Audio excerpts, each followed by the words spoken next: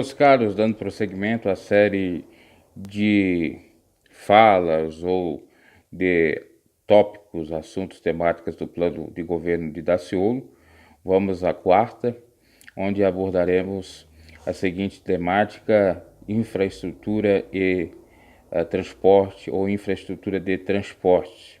Lembrando que essa série visa, obviamente, ratificar ou até esclarecer os posicionamentos do próprio Cabo Daciolo, do seu governo ou possível governo, que está aqui no seu plano de governo de 2018, para que nenhuma dúvida venha pairar no ar e, obviamente, muitas coisas que aqui estão vão servir, eu tenho toda a certeza, para, se ele se candidatar novamente, para o próximo plano de governo, tá?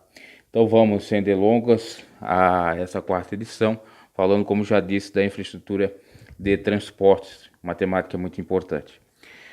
Outro ponto estratégico referente à gestão pública no Brasil diz respeito à infraestrutura de transportes. É importante frisar que 1.700.000 quilômetros de rodovias escoam 58% do volume nacional de cargas. De todas as rodovias, 1.359.045,3 quilômetros não são pavimentados. O total de quilômetros de rodovias pavimentadas é de apenas 203.943,3 quilômetros, o que representa apenas 12% do total. Devido a isso, o custo operacional aos empreendedores que utilizam as rodovias para escoar suas produções é de 25% maior do que o planejado devido às péssimas condições das estradas. Vai deixando seu like aí e, se porventura não é inscrito no canal, se inscreva e comente também. De todas as rodovias, 1.359.045, como já disse, quilômetros não são pavimentados. Vamos então pavimentar 100%, ou era a proposta pavimentar 100% das rodovias federais e trabalhar para pavimentar as estaduais e municipais em articulação com os governos dos estados e municípios. Caminhões como soja ou com soja e milho chegam a cruzar trechos de 500 a 1.000 quilômetros para chegarem a dois dos portos principais do país, os portos de Santos e Pararanguá, localizados nos estados de São Paulo e Paraná, respectivamente. O ideal seria não cruzar mais do que 400 quilômetros para fazer, então, essa escoação, né? Vamos seguindo aqui, um pouquinho de paciência, agora sim. Para o escoamento dos itens já citados, vamos lá.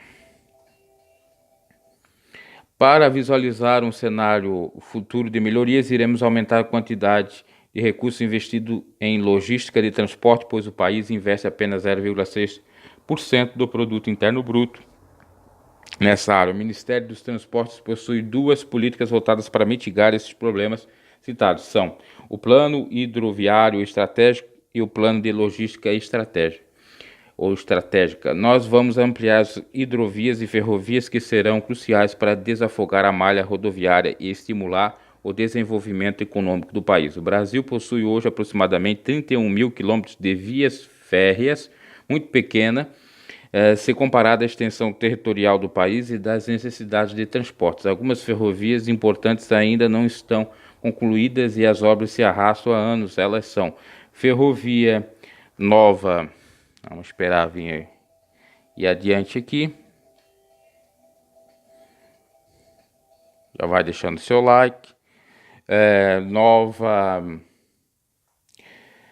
Transnordestina, que ligará o porto de Suape em Pernambuco ao porto de Pecém no Ceará. Ferrovia do Pantanal e Ferrovia Norte-Sul, que ligará o estado do Pará ao estado de São Paulo. Essas ferrovias possuem 1.728, 4.555 e 734 quilômetros de extensão planejados, respectivamente. No tocante às hidrovias, as principais são as seguintes: Hidrovia Tietê-Paraná, que possui 1.250 quilômetros de trechos navegáveis, sendo importante para o transporte de grãos e outros itens produtivos ou produzidos nos estados do Mato Grosso do Sul, Paraná e São Paulo. A hidrovia da Madeira, situada no rio Madeira, na região amazônica. A hidrovia Taquari-Guaíba, principal hidrovia em cargas transportadoras, hidrovia São Francisco, que possui 1.371 quilômetros de trechos navegáveis, e a hidrovia Araguaia-Tocantins, que possui 3.000 quilômetros de trechos. Vamos adiantando. Então, a proposta era ampliar e melhorar as ferrovias, né? Uma alternativa para fugir do caótico trânsito das cidades, muito interessante. Dessa forma, as políticas citadas anteriormente serão reformuladas nos pontos que se fizerem necessários, e serão implementadas novas ferrovias no país, tendo como meta a marca de 150.000 quilômetros de vias férreas no território nacional. Também será ampliada a quantidade de trechos navegáveis nas hidrovias já existentes, e novas que seriam criadas. Vamos aumentar o número de rodovias federais, que atualmente são de 167, facilitar a integração das regiões brasileiras por meio de políticas públicas e convênios entre governos federais ou federal e estadual, para facilitar o escoamento da produção brasileira e promover o desenvolvimento regional, sobretudo das regiões mais pobres do país. Assim, disso iremos integrar as rodovias existentes. Proposta muito interessante, né?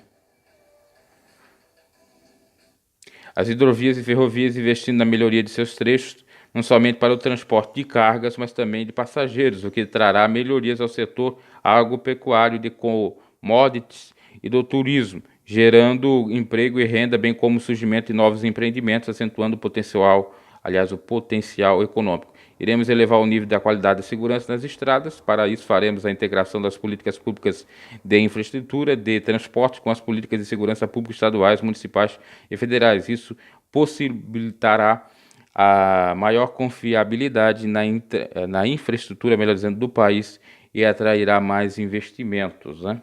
É uma maneira interessante aí, com a logística nos transportes, para desafogar, como já disse, esse trânsito ou esse gargalo que se tem aí no transporte, né? Não só o transporte público, mas em geral, das ruas abarrotadas de carro, e não tem espaço, e não se chega no local a hora que quer. Então, outras vias interessantes, como a malha ferroviária, como as hidrovias, etc., as embarcações, não só para trafegar, levando as cargas, né, os produtos, comida, bebida, etc., mas também, como não, para pessoas que necessitam, por exemplo, se deslocar da sua casa para o seu emprego por meio dessas vias optativas ou opcionais.